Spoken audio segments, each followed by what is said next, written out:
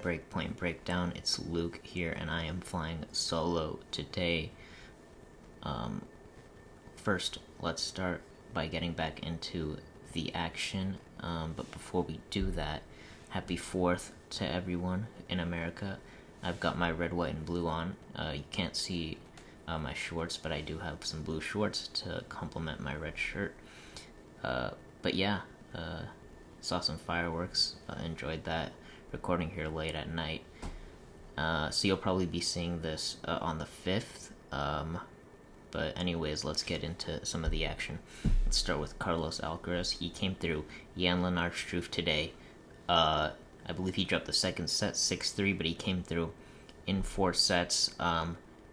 Alcaraz match with the ups and downs as usual. I think we know that by now. Just a typical Alcaraz match.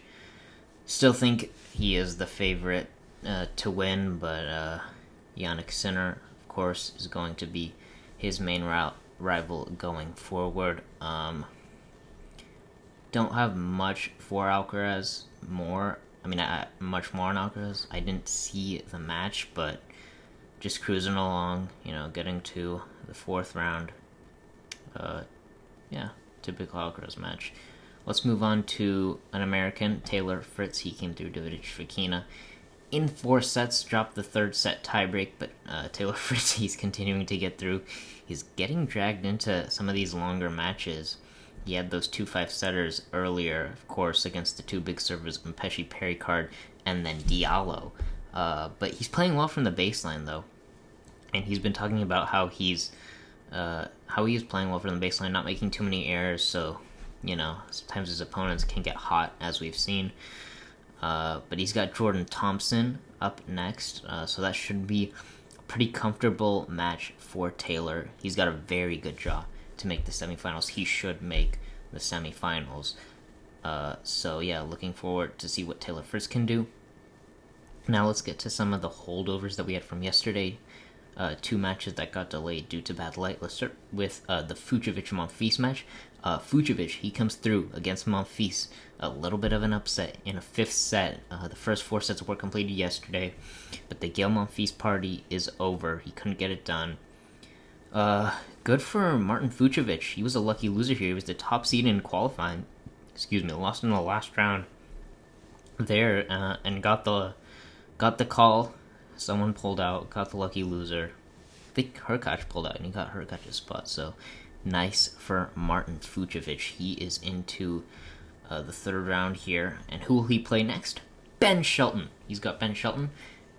We talked about it yesterday about the big controversy against Hijikata. He was about to serve for the match, and they suspended it due to the bad light.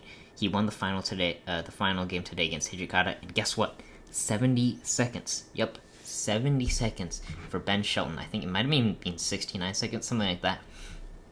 3 aces and a service winner. How about it? Ben Shelton putting Wimbledon on blast, doing the talking with his racket for that suspension yesterday. He got a little bit into it in his press conference. He told them that what he was told by the supervisor was that they only, about last night, is that they only had 5 more minutes to continue because the electronic line calling actually relies on the daylight. So if it goes dark, the electronic line calling can't see the lines anymore, and it will stop calling. It's the first year that Wimbledon has the ELC. So there's that. And what Ben was basically saying, his argument was that he only needed 60 seconds, which is pretty crazy because we saw him win in 70 seconds today. So Ben, he was pretty spot on. Again, we had our thoughts yesterday. I think they should have just finished that game. If the ELC did end up going out because the game went over 5 minutes, just have the umpire, I guess, call lines. But yeah, Ben Shelton, he's through. I mentioned Jordan Thompson. Fritz is playing next. Thompson beat Dardiri today in 4 sets. Good win for the Aussie. He's coming through. The Arthur Rinderknecht run is over, though. Kamil Majchak takes him out in straights 3, 6, and 6. Majchak, the Pole, he is into the 4th round, so nice story there for the Pole. But yeah, Rinderknecht, I mean, it was brutal for him. He beat Zverev in 5 sets. That was actually the longest match of the tournament thus far, 4 hours and 40 minutes, and then another 5-setter against Garin. Remember, he was on the schedule all 5 days of this tournament so far. So it was a fantastic effort from Rinderknecht to win those first couple matches, but his run is over. Let's now talk about the All-South American battle. Nicolas Jarry is through in 4 against Joao Fonseca. Tough for Fonseca. He did have cramps, I think, towards the end, had a medical timeout.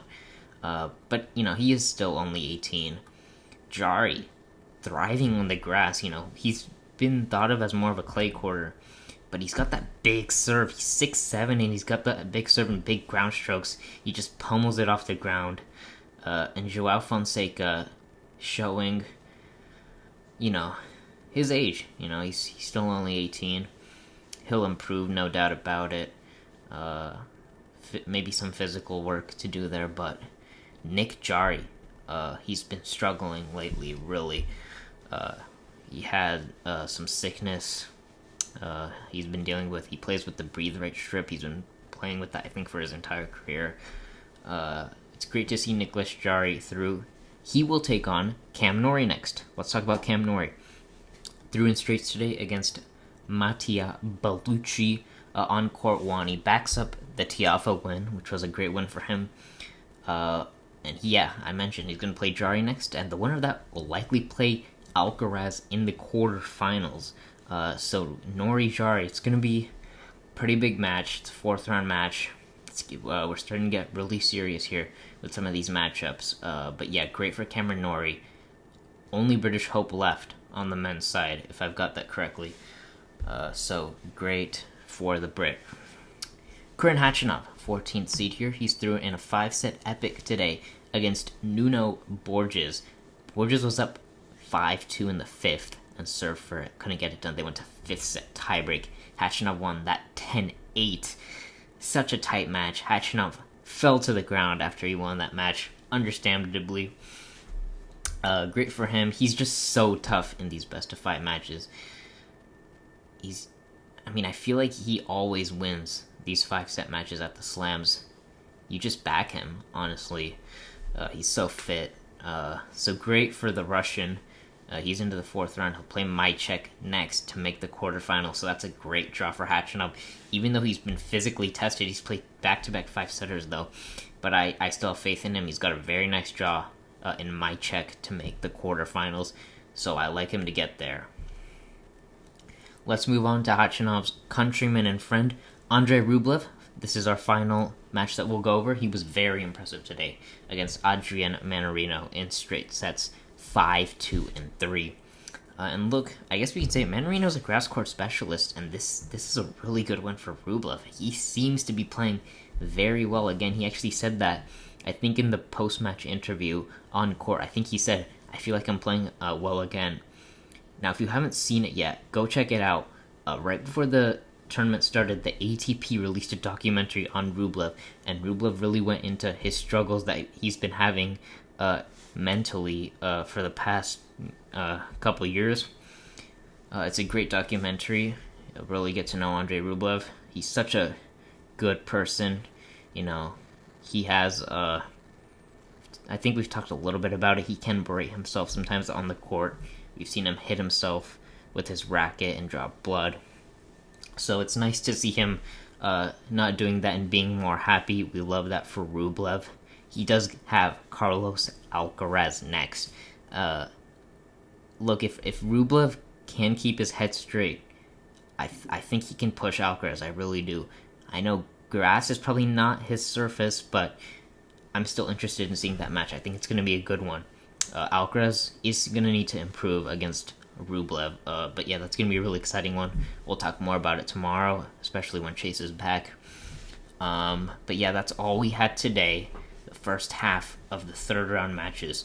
Tomorrow we'll have the second half of the 3rd round matches, so let's talk a little bit about those. Alright. Well, I don't have it pulled up here. Let me pull it up.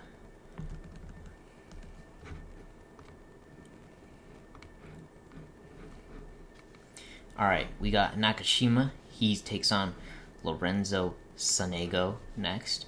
So that's going to be an interesting one. I'm going to take... This is actually a pretty tough match. It's honestly a pick. I'm going to back Nakashima, though, to get it done. We talked about it yesterday. Nakashima he barely loses matches to guys that are lower ranked than him, and in this case, he's the seed here.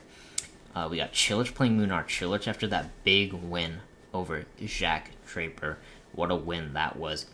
If he plays like that, he should get through Munar, even though Munar has been tough. We've been mentioning it time and time again. Munar obviously took out Bublik, but also almost took out Alcaraz in Queens. So that's going to be a fun one, but I like Cilic. Demonor, he takes on Holmgren. We talked about Holmgren's win yesterday over Mahaj. What a match that was. Great story is August Holmgren. I think it's going to end there, though, for him. I like the Demon to come through that one pretty comfortably. Grigor Dimitrov, he's got Sebastian Offner next. Offner took out, you have to say, an injured Tommy Pohl. Don't want to take away the credit from Offner, but Tommy was injured. Dimitrov seems like he's healthy again, so Dimi should get through that one. He should if he's healthy. We got Sinner back in action. He takes on Pedro Martinez. Very nice draw for Yannick Sinner to play Pedro Martinez in a third-round match. That should be pretty comfortable for Sinner, the world number one. We got Ben Shelton back in action tomorrow after his 72nd hold against Marton Fucsovics, the Monfils Slayer. Pretty exciting match, honestly. I like Ben to get through this one in 4 sets, but Fucsovics is tricky. He's tricky on all surfaces. He's got a lot of variety. He can be tricky, so don't expect it to be easy for Ben, but I like him to get through in maybe a 4-setter. Couple more we got. Kaboli taking on Menchik. That's the only seeded clash that we have tomorrow. Kaboli 22, Menchik 15. Both guys are young. That's going to be a good one. I like Menchik to come through with his big game, his big serve, big ground strokes on the grass. Menchik should get through, but I don't think it'll be easy. It could be a 5-setter, if I'm honest. Kaboli is that talented, but I'm going to back Menchik to come through that one.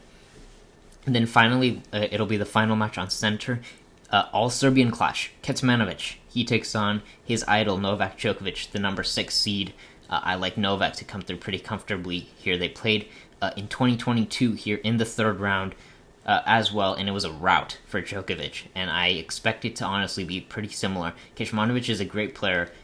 He's done great to get to this stage, but Novak has just looked so impressive, especially in that Evans match. I think it'll be pretty comfortable again for the 6th seed. I like Novak to come through in straight sets. But that is all that we have for tomorrow, and you can see me a little bit better now. Apologies for that before. But that's all we've got for today. Chase will be back tomorrow. But yeah, that was great. Make sure, guys, to like and subscribe. Again, we're on Instagram. We're on Twitter X.